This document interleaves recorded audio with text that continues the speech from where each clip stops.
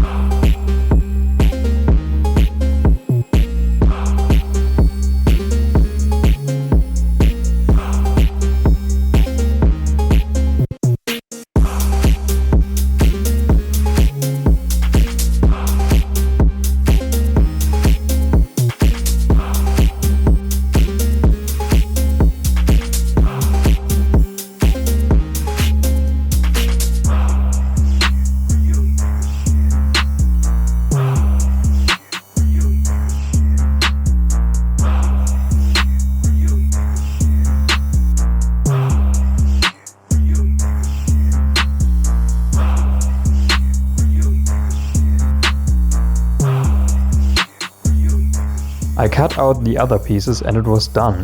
This took over 5 hours. But the cuts weren't looking clean enough, so I spent like the same amount of time just sanding the pieces and rounding the edges. So you wouldn't cut yourself while training every time. Still hurts bad when you clip your feet while walking past, but I don't have time for more.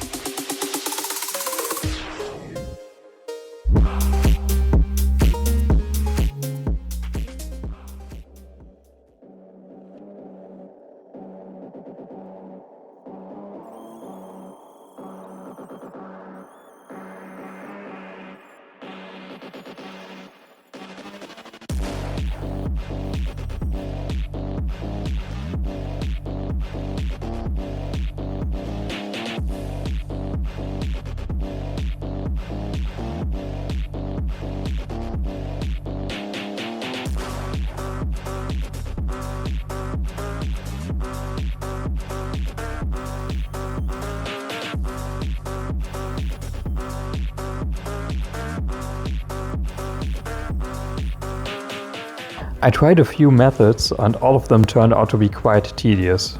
But using an orbital sander, or even better a belt sander, turned out to be the most effective way of getting a smooth surface fast.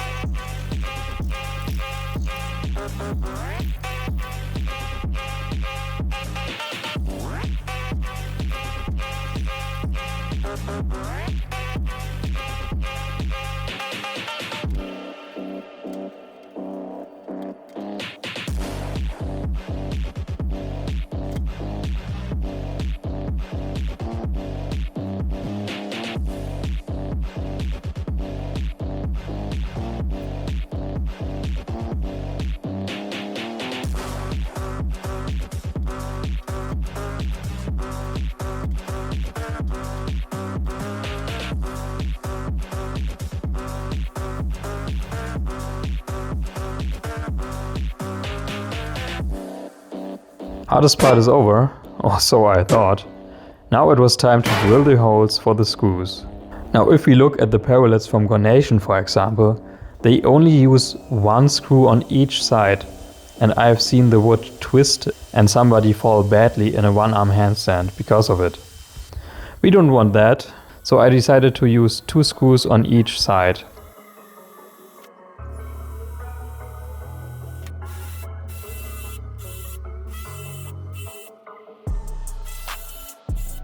Drilling the holes was an easy job and the screws fit perfectly.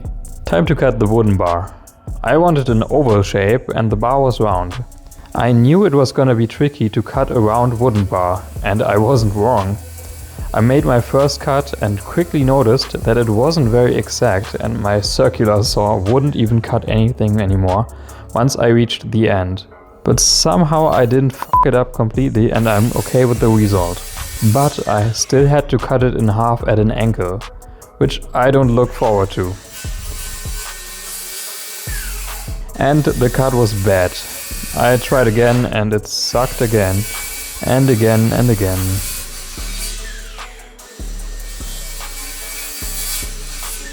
I finally figured out that the wooden crate I was cutting on was slant as f***, and so was the ground in the basement. So I went upstairs and did it there using 20 kilo plates to fix the cutting guide.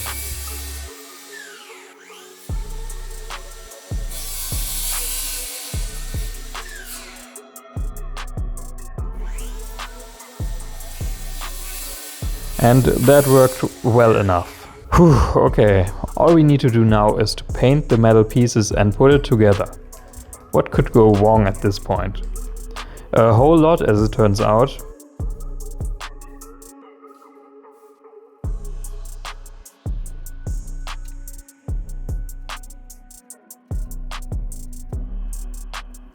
I'm sanding the wooden bars to get the edges round. In contrast to sanding the metal, it goes very fast.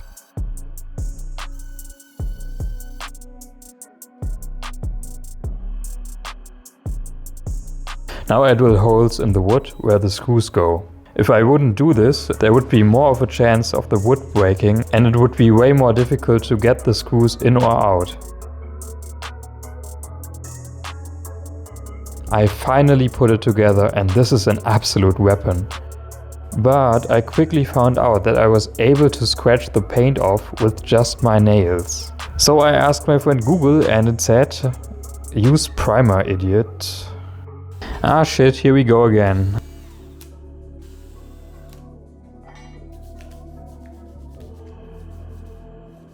I sanded the paint off, or at least what I could sand off, and sprayed it with primer.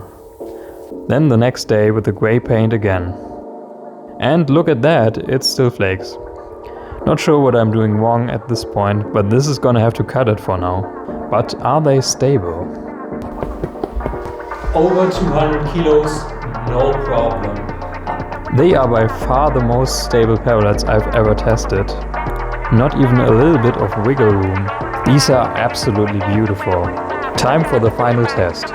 How does my friend Evgeny like them? Okay. Oh mein Gott!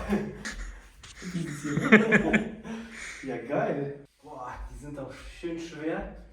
Oh ja, Sehr stabil. sehr stabil. Im Gegensatz zu Pull and Dip. Und diese Dinger mag ich auch. Die sind, also hier, die sind auch sehr fett.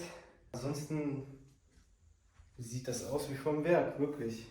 Ja, danke. Hier sind natürlich keine 90 Grad und nicht gut geschliffen. Ja, das schneiden wir raus. Aber nee, sonst geile Arbeit, wa? Danke dir. I'm calling that a success, and he's already found a good use for them. Ja, man kann Bizeps damit gut machen. Ja. Ja. If you enjoyed the video, do me a favor and press the like button. It helps the algorithm.